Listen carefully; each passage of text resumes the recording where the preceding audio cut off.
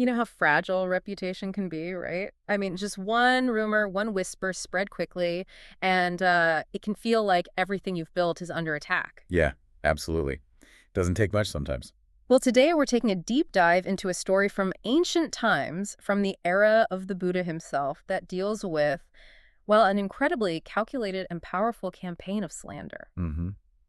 A really potent example. We're pulling from ancient texts that detail the story of a woman named Ciñcamāṇavikā, and our mission for this deep dive to really unpack the anatomy of this event, the surprising details, the motives which seem pretty clear, and the deep lessons these sources offer us about truth, about falsehood, and about the often severe consequences. Yeah, the consequences are quite stark in this one. And trust me, this story delivers.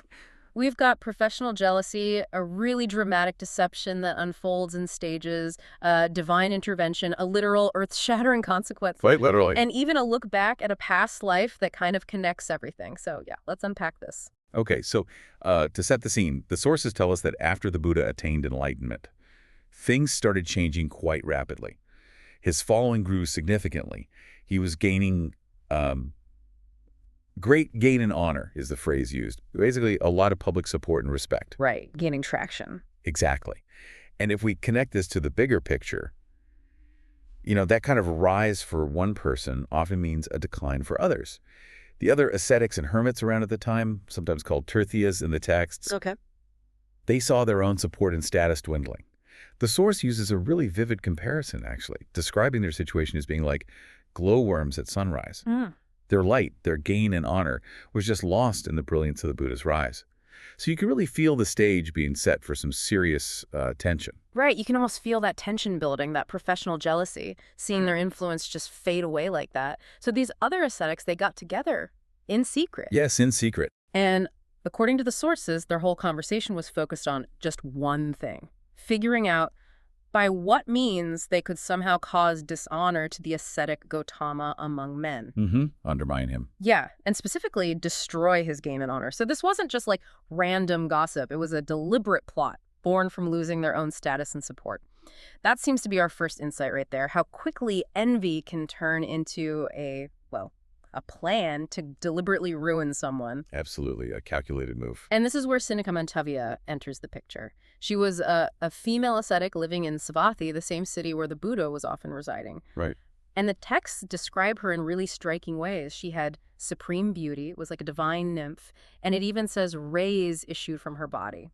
Pretty remarkable description. Very much so. And what's fascinating here is how this group, these jealous ascetics, immediately saw her as, well, a potential tool for their plan. One sharp-minded ascetic among them pointedly suggested using Ciñcamāṇavikā specifically to cause dishonor to the ascetic Gautama and undermine his support. Right. But why her specifically? Was it just the beauty, or maybe her status as an ascetic already? Would that make her accusation seem more credible? That's a really good question. The sources don't explicitly state why her beyond her presence and description, but you can infer it was likely a combination. Her striking appearance maybe made her memorable, and perhaps her existing role as an ascetic lent some potential credibility. Yeah. Whatever the exact reason, the others readily agreed. They saw her as a viable path. They thought, this means exists. This means exists. Okay, so the scheme is set in motion. Ciñcamāṇavikā goes to the hermitage of these other ascetics. She greets them respectfully, but initially they just give her the cold shoulder. Pretty much, yeah. Ignored her at first. And the source emphasizes her repeated attempts to engage them, asking, what is my fault? Why do you not speak with me? Like, what did I do? And their response is pretty pointed. They basically lay it out for her. Sister, they tell her, you don't seem to realize the trouble the ascetic Gautama is causing us, how he's making our gain and honor disappear. They put the blame squarely on him. Okay, so they guilt her a bit, maybe. It seems like it. And she then asks, well, how can I help? What should be done by me in this matter? Right. And they're quite direct. If you want us to be happy, you, on your own, depending on yourself, cause dishonor to the ascetic Gautama and destroy his gain and honor. The burden was placed squarely on her. Wow, okay. And she agrees. Just like that? Without hesitation, according to the text. Good, venerable sirs, she says, this burden is indeed mine, do not worry. And this is where her deception really begins. The source calls it her skill in women's trickery, and it unfolds in stages. It starts subtly. How so? What does she do first? Well, she begins by attending the Dharma talks given by the Buddha in Savatthi. Standard enough. But here's the twist. After the talk, when everyone is leaving Jetavana, that's the park where the Buddha often stayed, she would intentionally leave later than the crowds. Okay, why? To be seen, it seems. She would put on a cloak, the color of a firefly, carry perfumes and garlands, and walk towards Jetavani in the twilight, as if she was just arriving for the night while everyone else was leaving. Ah, I see. So when people asked where she was going at that hour. She just brushed them off. What business is it of yours where I am going? Very evasive. And she didn't actually stay in Jetavana. No. She stayed at a different hermitage near Jetavana. Then early the next morning, she'd walk from that direction back into the city, again, pretending she had just spent the night inside Jetavana with the Buddhist community. Got it. So if people asked where she had stayed. Same evasion. What business is it of yours where I stayed? The sources say this went on for a month or two, just enough to create a buzz, a little suspicion, get people talking. Right, just planting those little seeds of doubt. Very insidious. Okay, so that's phase one. Subtle insinuation. What happens next? Does it escalate? Oh, it escalates dramatically. After 1 or 2 months of this suggestive behavior, she moves to physical fabrication. She started wrapping her belly with cloths to look pregnant. Wow. Okay, that's a huge leap from just walking around at odd hours. Absolutely. And after doing this for maybe 3 or 4 months, she was presenting the full appearance of being significantly pregnant. And then, crucially, she started openly claiming the pregnancy was due to the Buddha. no more suggestion, just straight up accusation. Exactly. The sources say she made blind and foolish people believe her story by directly stating she had obtained a womb because of you, pointing the finger right at the Buddha. The lie wasn't just hinted at anymore, it was being explicitly stated and backed up, seemingly, by her manufactured appearance. Incredible. So what's the final phase? She can't keep wrapping cloths forever, right? Right. This is the climax of the deception. After about 8 or 9 months, simulating a full-term pregnancy, she took it even further. She actually tied a wooden disc to her belly under her cloak. A wooden disc to make it look perfectly round and whole term. Exactly. And, get this, to complete the illusion of someone really suffering through a difficult pregnancy, she actually hit her hands and feet and back with a stick. The source says it was shaped like a cow's jaw. Such a specific detail. Wait, she hit herself. Yes, to make them swollen and appear exhausted. Showed swellings, the text says. Wow. So she was inflicting minor injury on herself to make the lie totally convincing. That shows, that shows some serious commitment to the deception. The depth of malice there is really striking. It truly is. Now, picture the scene. The Buddha is seated on an adorned Dharma seat, giving a discourse in the Dharma hall in the evening. It's a large assembly. People are listening intently. Okay. Ciñcamāṇavikā walks in, looking exhausted and swollen, and stands directly before him, right in front of everyone. Oh boy, here it comes. And then she delivers her accusation, publicly and loudly. This is a direct quote from the source. Great ascetic, you preach the Dharma to the great assembly. Your voice is sweet. Your teeth are well covered. Sort of a backhanded compliment first. Yeah. But I, having obtained a wound because of you, have become full-term pregnant. You neither know of my maternity house, nor do you know of ghee, oil, and so on, accusing him of neglect. Right, not just the act, but abandoning her. Exactly, she continues. Not doing it yourself. You do not even tell any of your supporters, whether King Pasenadi of Kosala, or Anathapindika, or Visakha, the great lay follower. Do what is suitable for this Ciñcamāṇavikā. She's naming powerful, wealthy supporters, implying he could easily help her, but chooses not to. Making him look completely callous. Completely. She finishes, you only know how to enjoy yourself. You do not know how to care for a pregnancy. Oof. That is incredibly specific and just designed to absolutely shred his reputation, accusing him not only of the act itself, but of being utterly uncaring and irresponsible afterwards. Precisely. And the source describes her action here with a really powerful metaphor, saying it was as if trying to pollute the moon's disk. Pollute the moon. Wow. That really highlights the sheer audacity of her lie and the perceived purity of her target. So how does the Buddha react to this in front of everyone? Well, the text says his response was immediate and powerful. He stopped his discourse, roaring like a lion, is how it's described. Like a lion. Okay. And he says directly to her, Sister, you and I alone know the truth or falsehood of what you have said. He doesn't argue the point publicly, doesn't get into a debate. He just calls on the fundamental truth known only between the two of them. Interesting response. And then what? Does she say anything? before she can, or maybe at that precise moment, something truly unexpected and, well, supernatural happens according to the text. Hmm. Saka being the king of the gods in this tradition, Yeah. his seat showed heat. Showed heat. What does that signify? That's described as a sign that something significant, usually unjust or requiring intervention, is happening in the human realm that needs divine attention.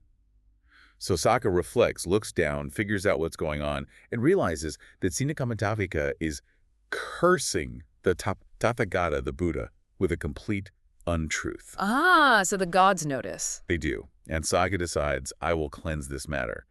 So he comes down, along with 4 divine sons. 4 divine sons. What do they do? Well, this is where it gets interesting. The divine sons then take the form of young mice. Mice. Okay. They go unseen under Ciñcamāṇavikā's cloak, and with a single blow, they cut the ropes, binding that wooden disc to her belly. Whoa. So the divine intervention is mice cutting the ropes. According to this source, yes. And the result is instantaneous and utterly dramatic. Just then, the wind blew away the cloak she was wearing, revealing the deception to everyone. The wooden disc is exposed. Exactly. And, as you'd expect, the wooden disc, falling, fell on her feet. And the immediate physical consequence, the source says, both her main feet were broken, crushed by her own deception, literally. Wow. That is quite the reveal. So the crowd sees this. What happens then? The reaction from the crowd is swift and pretty harsh. Seeing the deception revealed so clearly, the people in the assembly realized she was what the Thai source calls a agon, which translates roughly as an ill-omened woman or maybe a black-mouthed woman. Okay. Basically someone who had maliciously cursed the perfectly enlightened Buddha. Yeah. And they turned on her, they spat on her head, and picking up clods and sticks in hand, they drove her out of Jetafont. Just drove her out. But breaking feet, how did she even get out? the text doesn't linger on the mechanics of her exit with broken feet, interestingly. It focuses more on the immediate rejection and her ultimate fate, which, according to the source, is even more severe. As she was driven out and passed out of the range of the Tathagata's sight, the great earth split open and gave way, just opened up beneath her, and then flames of fire rose from Avicii hell. Whoa. Avicii hell, remind me, what is that in this context? Avicii is described in these Buddhist texts as the lowest and most terrible of the hell realms. It's typically where beings who commit the most heinous acts like harming a Buddha or causing schism in the monastic community or patricide-matricide are said to be reborn.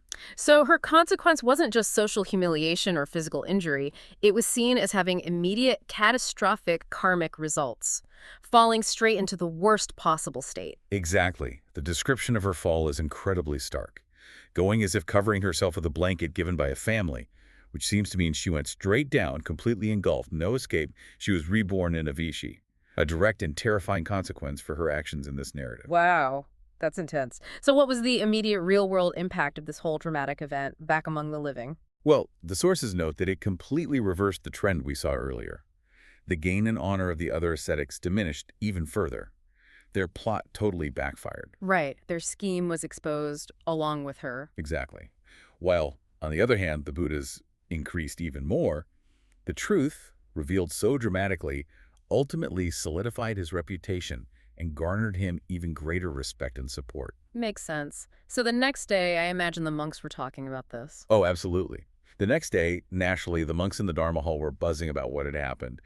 The source says they were discussing how Ciñcamāṇavikā had attained to great destruction, essentially met with terrible ruin, by cursing the perfectly enlightened Buddha, who they saw as having such excellent qualities and was foremost worthy of offerings, with such a profound untruth.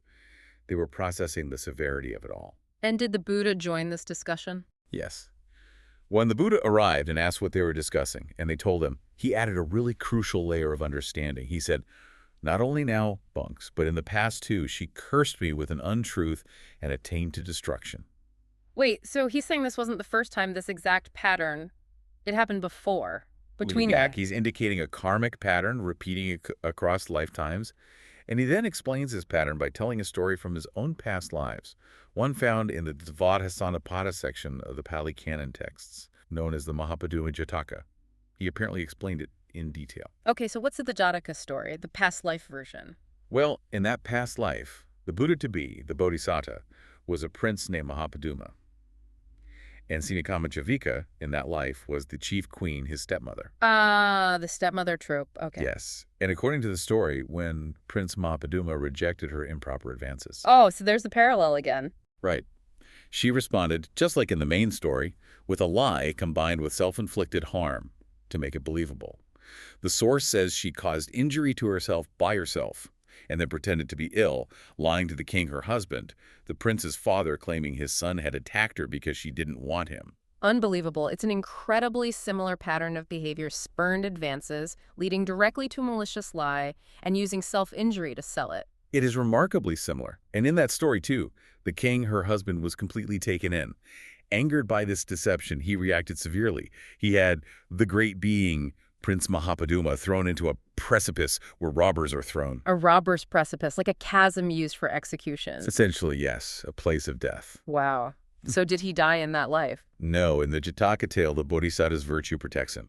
He was rescued by a mountain goddess, a naga, actually, the serpent deity in some versions, and eventually found his way to living as an ascetic in the wilderness. Okay, so he survived. Did the king ever find out the truth? Yes. Later, the king discovered the truth of his son's innocence and the queen's terrible lie.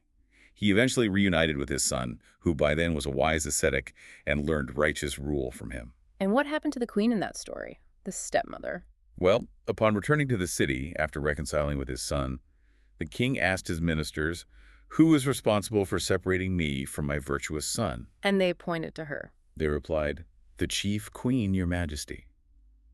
And the king, the source recounts, then had her taken with feet upwards again. Notice that emphasis on a headlong downward fall and thrown into the precipice where robbers are thrown.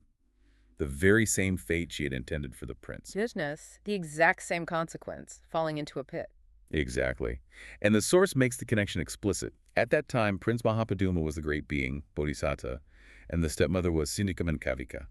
The same individuals, the same pattern of malicious falsehood driven by rejection, and the same specific fatal consequence repeated across lifetimes, according to this narrative framework. That really adds another dimension to the main story. It wasn't just a one-off event, but part of a deeper, recurring karmic pattern in these texts. Precisely.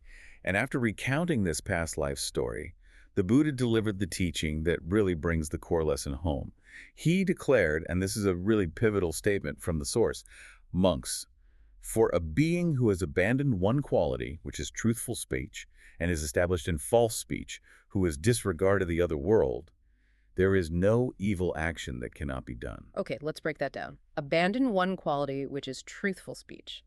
So truthfulness is paramount. It's presented as the fundamental quality here. Established in false speech, meaning just a habitual liar. Yeah, the source interpretation explains this as someone for whom there is not even one truth in 10 statements. Someone deeply ingrained in deception. Okay. And who has disregarded the other world? What does that mean exactly in this Buddhist context? Is it about afterlife beliefs? It's about consequences beyond the immediate, yeah. The source interpretation connects it to abandoning concern for the other world. Concern for the other world. Meaning, essentially, they stop caring about the long-term karmic results of their actions, both positive and negative. The commentary explicitly says they do not see these three attainments. Attainment in the human realm, attainment in the divine realm, and finally the attainment of nibbana. So they lose sight of any potential for future good rebirths or ultimate liberation. Exactly. They lose that moral compass that extends beyond just this life, beyond immediate gain or loss. If you stop caring about those future possibilities, if you only live for the here and now without any regard for deeper consequences or higher spiritual aspirations. Then there's really nothing holding you back from doing terrible things. Is that the idea? That's precisely the implication. The final part of the verse, "there is no evil action that cannot be done," means for such a person, there's effectively no evil action that should not be done in their mind. They become capable of any evil because they've fundamentally severed that connection to truth and to long-term consequence. That's a very stark warning about the slippery slope of dishonesty. It really is. But interestingly, the source notes a positive outcome from the Buddha's discourse, delivering this stark warning. It says, at the end of the discourse, many attain noble fruits, beginning with stream entry. Stream entry? What's that? Stream entry is considered the first stage of realizing nirvana in Theravada Buddhism. It means irreversibly entering the stream that leads to enlightenment. So for the listeners in the assembly, hearing about the extreme consequences of falsehood actually reinforced the value of cultivating truthfulness and following the spiritual path. It scared them straight, in a way. Right. It highlighted the stakes involved. Okay, so let's try to synthesize what these sources are really showing us here. Hmm. We have this incredibly detailed story of a lie clearly born from professional envy and resentment, a lie that escalated systematically. From subtle suggestion to physical fabrication to this incredibly dramatic public performance designed to destroy someone. Right. A very planned campaign. And then it's exposed just as dramatically by what's depicted as divine intervention, leading to immediate, terrifying consequences for the slanderer consequences that even seem to mirror a similar fate in a past life, according to the Jataka tale. Yeah, that past life element really underscores the idea of recurring karmic patterns tied to specific actions, especially powerful negative actions like malicious slander. This ancient narrative powerfully highlights the profound potential harm of false speech, particularly when it's deliberate slander aimed squarely at destroying someone's reputation. Absolutely. And it underscores the absolute importance of truthfulness presented as that fundamental one quality. Abandoning it is shown to have these long-term consequences, described in these texts as extending both within this life, with social ruin and physical harm, and into other realms, like that fall into a Vici hell. It's about disregarding the impact of your actions beyond the immediate moment. But it's not just a negative warning, is it? No, not entirely. Conversely, the story also seems to demonstrate the inherent strength and resilience of truth and virtue, even when faced with such vicious attacks. It shows how truth can ultimately be revealed, sometimes in dramatic fashion, and prevail. It leads to the slanderer's downfall, and in this specific case resulted in even greater honor and support for the one who was targeted. So there's a validation of integrity there, too. That was quite a story, really layered with ancient wisdom, cultural beliefs, and some pretty stark warnings. Thank you for joining us for this deep dive into the story of Ciñcamāṇavikā. My pleasure. It's a compelling one. And here's something maybe for you, our listener, to consider as you navigate the world today. In an age where information, both true and, well, very false, can spread globally in an instant, and reputations can feel incredibly vulnerable, maybe just built on a click or a share, how crucial is it for you to cultivate discernment, to pause and evaluate what feels true versus what might be false, and perhaps what might be the true unseen cost, not just in this moment, but maybe echoing in ways we don't immediately perceive for those who intentionally wield malicious lies? Something to think about.